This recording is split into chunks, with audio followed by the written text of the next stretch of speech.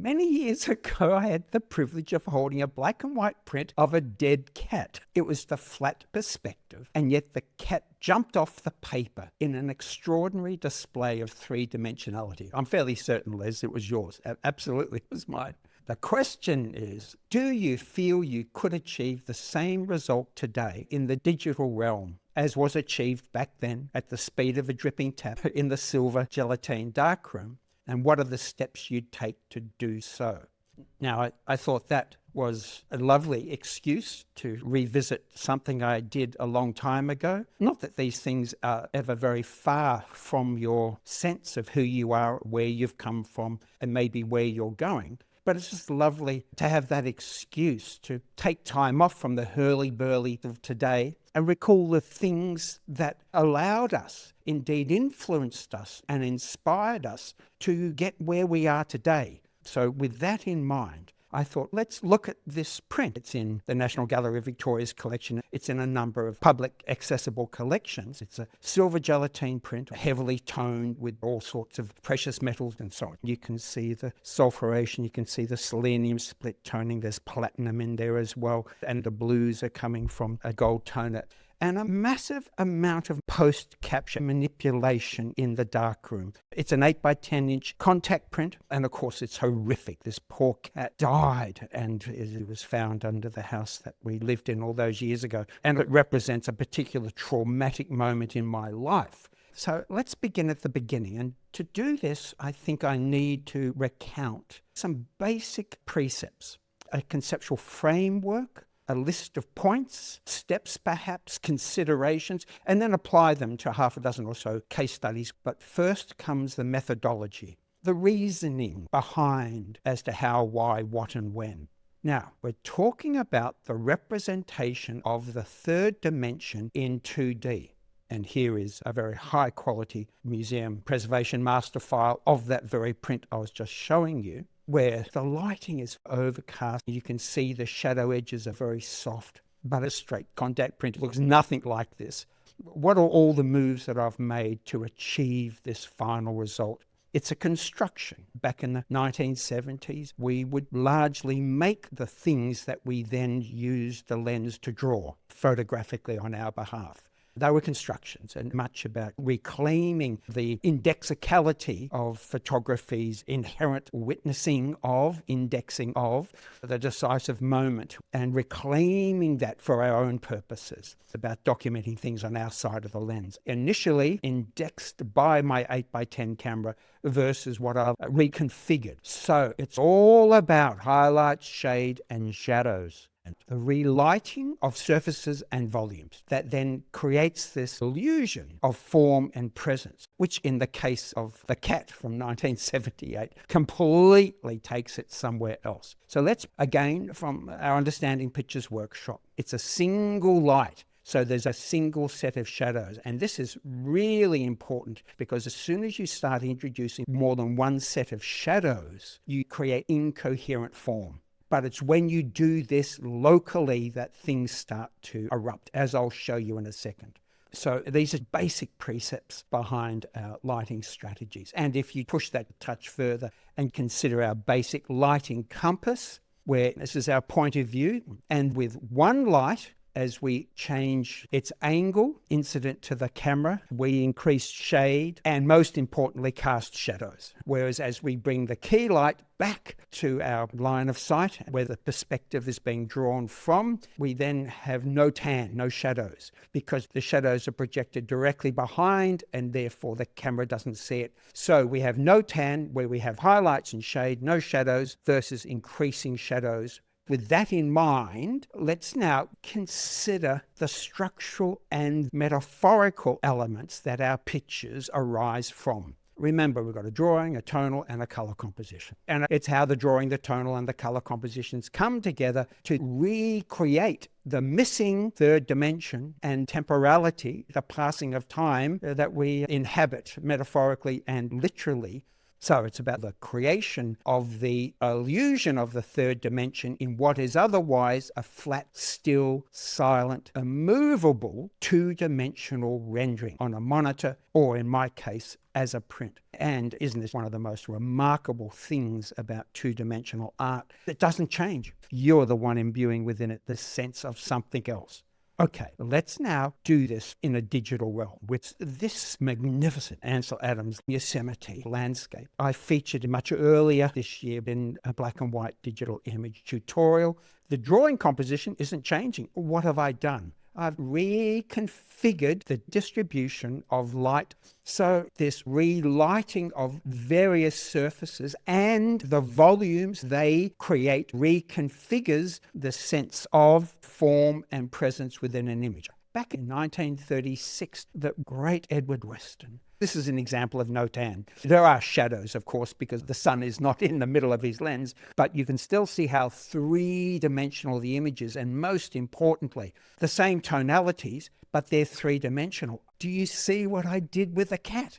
I changed the lighting through dodging and burning. I created the illusion as if it was lit Notan. There are very soft shadows under the cat, but that's me drawing, darkening and lightening, creating Notan. Okay, so that's the first thing I did, and that is adding a dodging and burning 50% grey layer blended on one of our contrast blending modes that intensify and darken anything darker than middle grey and lighten and intensify anything lighter than middle grey, and then with a beautiful soft brush locally painting, lightening, darkening, and carve and create the shapes that you want the image to represent. Now, to finish off, here is a portrait that Andre took of me a little while ago, a black and white version. He uses this in his upscaling and sharpening demonstrations at university. And I thought, let's start with a little dodging and burning, but on a face, because we're so hardwired to these things. Now, there's already been a lot of dodging and burning and va-va-vooming applied to this image, and it's already been converted to black and white. So remember, a good third of these scripts, actions or macros in the workshop are about different ways of converting to black and white and attenuating or enhancing and so on. And these are the ones about va-va-vooming and making it three-dimensional, and then these are the ones about toning, LUTs and split toning and whatnot. So let's have a look at this. Are very subtly painting with white at a low opacity and a low flow to lighten the light areas and darken the dark areas.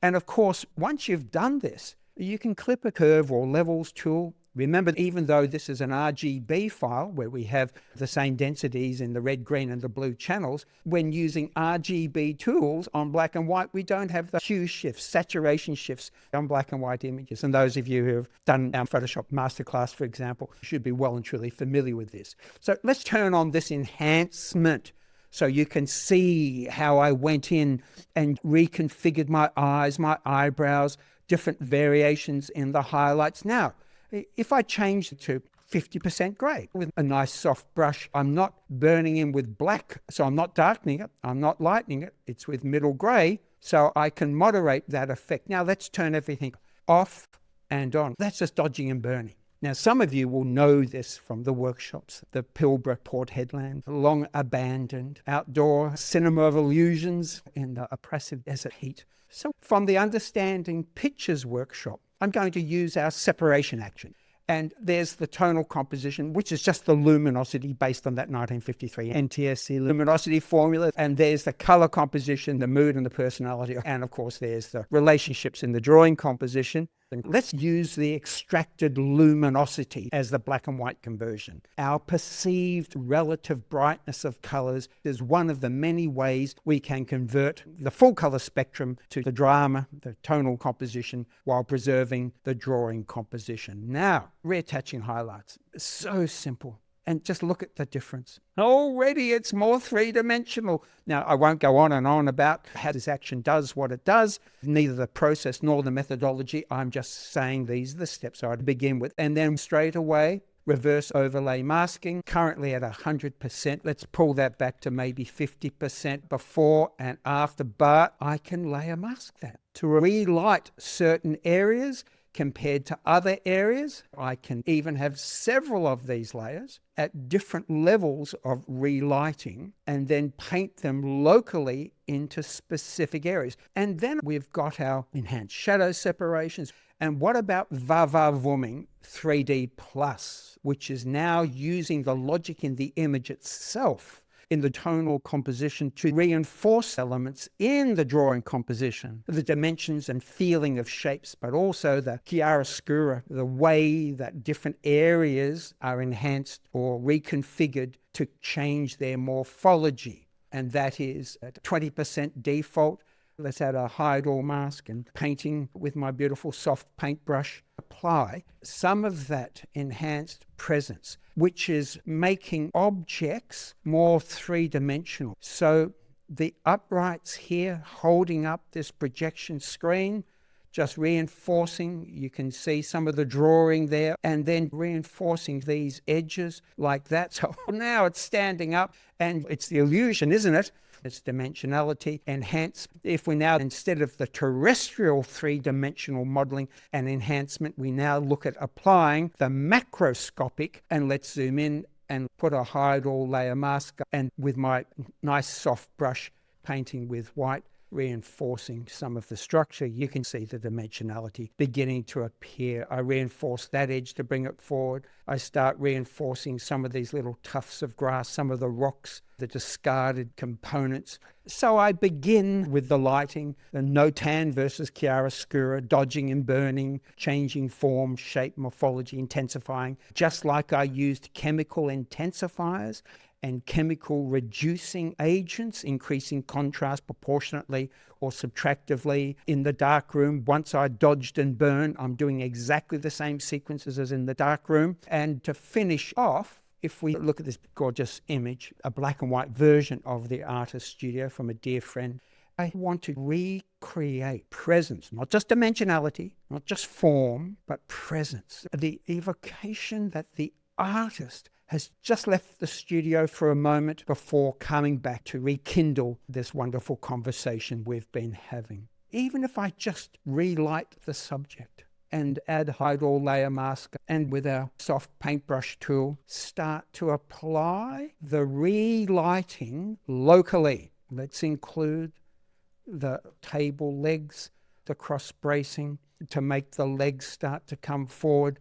Maybe at 50% relighting just that side of the basket. Let's turn that off and on and look at how three-dimensional the chair has become. The artist is about to return to resurrect the palette and the brushes and begin that evocation of something else. Remember, painting is 100% fantasy, even when it's trying to represent the real compared to the authority of drawing the world with a lens. Even just reverse overlay masking and look at the difference that is made. And let's add our macro successive contrast, and with a smaller brush painting 100% white, let's individually enhance a few of these brushes and this icon and the edge of that palette. Oh, can you see what is going on here? Look at those brushes. Now they feel as if they're willing or about to be picked up and used. Just tiny little gestures. Just the highlights in the edge of that chair. The arm of that chair comes forward and opens this space up. Look, I'm just relighting. I need to put a little bit down there so that all of these elements in the drawing composition connected together. And of course, why stop there while you're having fun? Start reinforcing some of the gestures here. And suddenly I'm going straight through that diagonal back in time, noting that I'm following exactly the same sequence that I did in the darkroom, redistributing light in the contact print.